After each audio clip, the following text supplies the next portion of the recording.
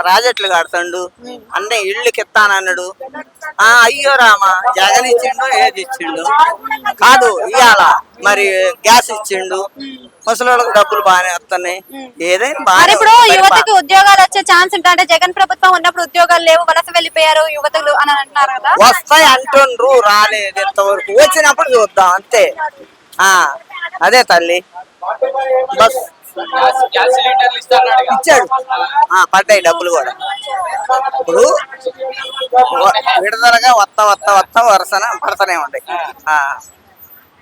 మొన్న ఒక 15 మందికి పడ్డాయి, మళ్ళీ అట్లా 15-20 అట్లా ఊరికి. అంటే వాలంటీర్ లేరు కదా ఇప్పుడు, మరి పెట్టాలి, వాళ్ళే ఆఫీస్ లో ఉన్నోళ్ళు చేస్తారు, సచివాలయంలో ఉన్న ఆఫీస్. అంటే ఇంతకు ముందు అంటే వాలంటీర్లు ఇంటింటికి వచ్చి ఇచ్చేవాళ్ళు డబ్బులు, కానీ వాళ్ళు కూడా ఇస్తారు, ఆఫీస్ అంటే జగన్ ప్రభుత్వం బాగుందా చంద్రబాబు నాయుడు ప్రభుత్వం బాగుందంటే? నాకైతే ఇదే బాగుంది అనిపిస్తుంది. ఇదే బాగుంది అనిపిస్తుందా?